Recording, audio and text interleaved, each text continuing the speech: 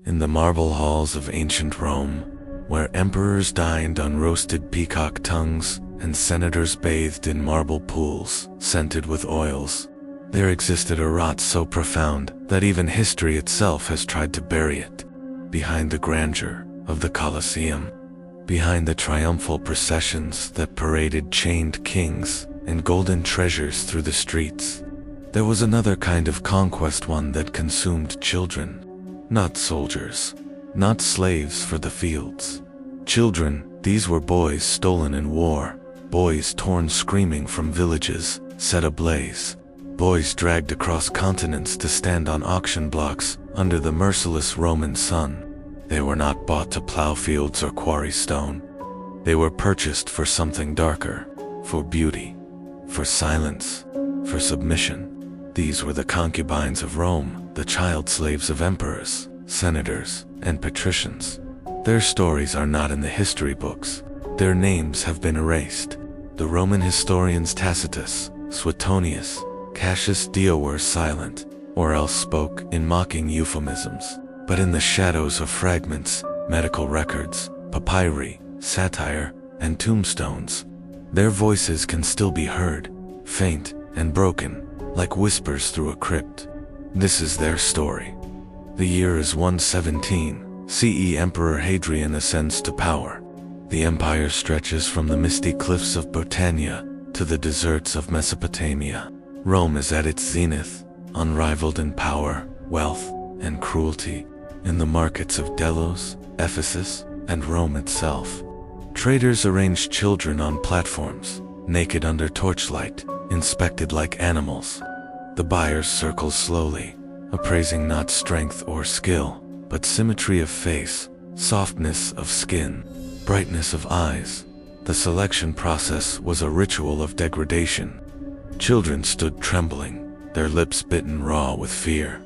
Traders lifted chins, pried open mouths to check teeth, ran hands across ribs and thighs, murmuring about good bone structure. A child with pale skin fetched a high price. A boy with large eyes and a slender frame could spark bidding wars.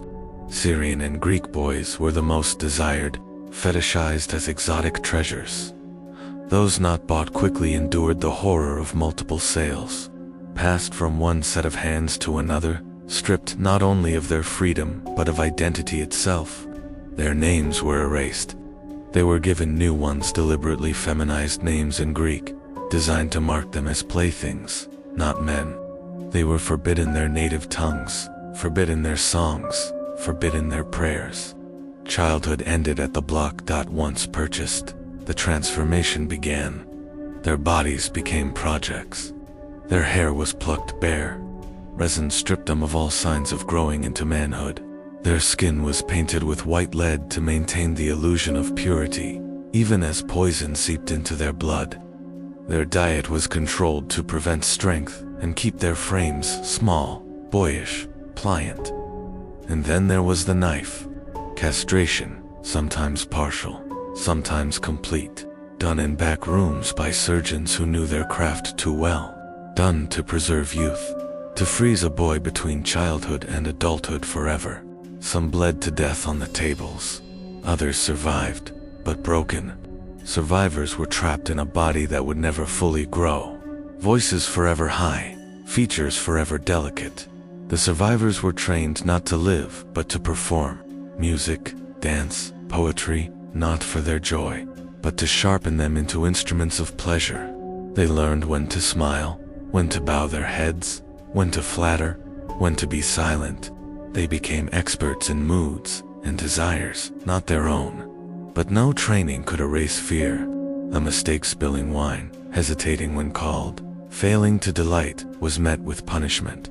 Beatings with rods, starvation, solitary confinement.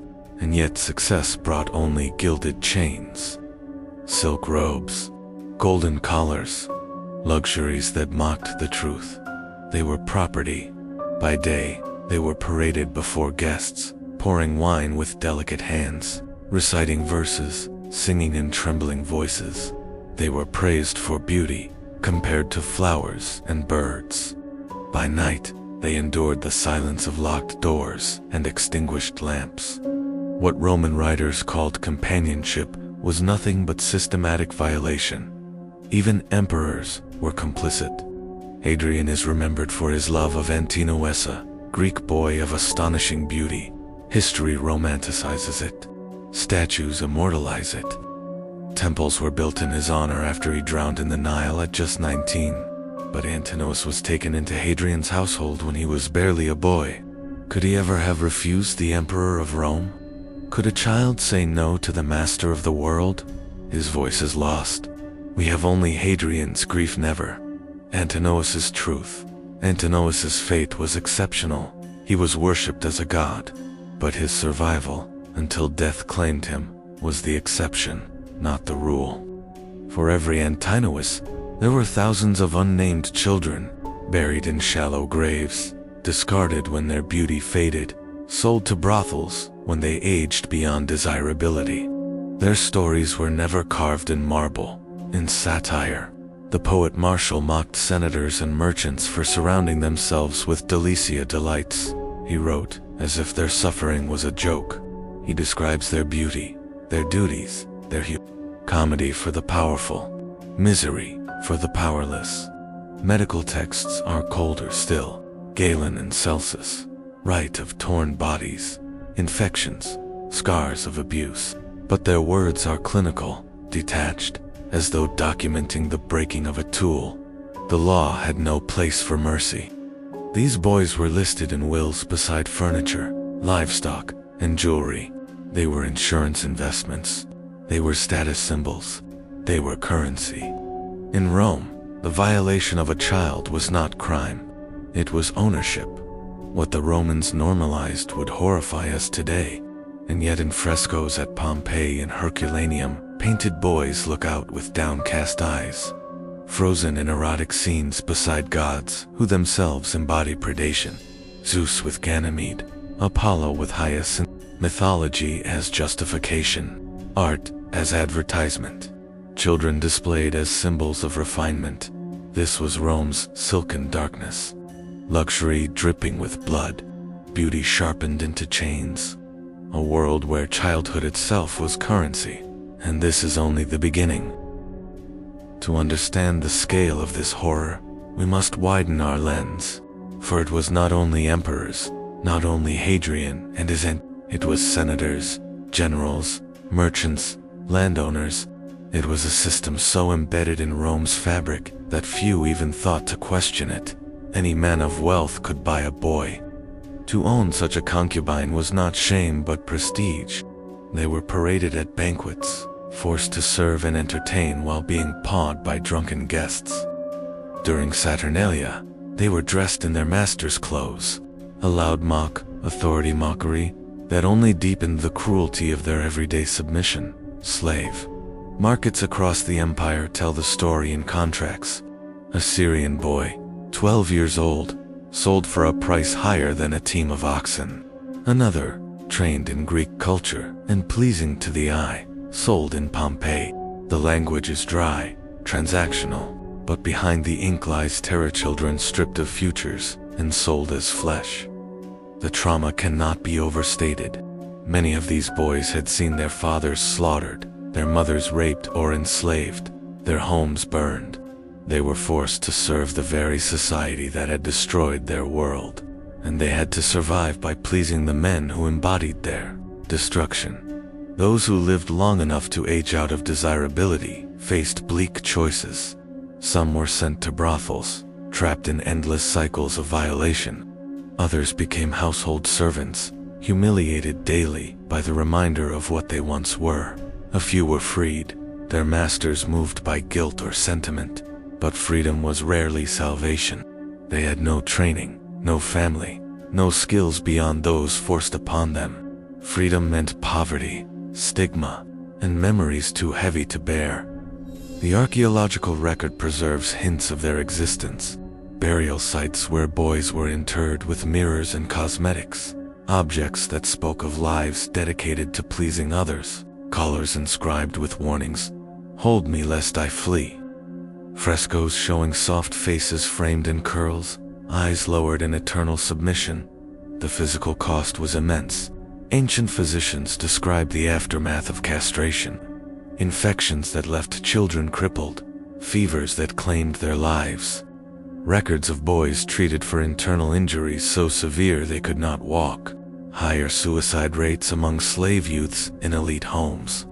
Yet the empire kept feeding the machine. Children were replaceable. Why was this tolerated? Because Rome had perfected the art of dehumanization. These boys were not children in the eyes of their masters. They were delizia delights. They were compared to jewels, flowers, nightingales. They were praised for beauty, while denied humanity. A handful of voices condemned the practice. The Stoic philosopher Seneca wrote bitterly of men corrupted by their indulgence, but his outrage was directed at the moral decay of the elite, not at the suffering of the children. The victims themselves were invisible, their pain irrelevant in a society where power was all. And so the cycle continued. War provided captives. Captives provided concubines. Concubines provided pleasure. Pleasure normalized abuse. Abuse fed silence. Rome convinced itself this was culture, not crime. As the centuries passed, the empire's decline did not end the practice. The Christian emperors condemned certain sexual acts, but the trade in children continued, hidden now under layers of hypocrisy. The church fathers thundered against lust, but spoke of the victims as corrupted souls in need of penance, not as wounded innocents. When the Western Empire fell, the practice did not vanish. It morphed. It flowed into the Byzantine courts, into the harems of conquerors, into every empire that inherited Rome's appetite for power. The faces changed. The languages changed. The chains remained. And today has it ended? No. In the shadows of modern cities, in the trafficking routes of war zones, in industries that thrive on silence, children are still bought, sold, and broken. The ghosts of Rome's concubines still walk among us. Their suffering echoed in every story of modern exploitation. History has tried to forget them. Statues of emperors remain. Colosseums stand. Tourists marvel at aqueducts and roads. But beneath that marble lies bone dust. The dust of children whose lives were consumed by an empire worshipped for its glory and blind to its sins. We must not forget. We must not romanticize. We must call it what it was. Systematic child abuse on a scale so vast it stains the very name of Rome. The greatness of an empire means nothing if it is built on broken children. This is the legacy of Rome's silken chains. The boys stolen, the voices silenced, the lives shattered. We cannot give them justice, but we can give them remembrance. And remembrance is a weapon against repetition. For as long as we tell their story, they are not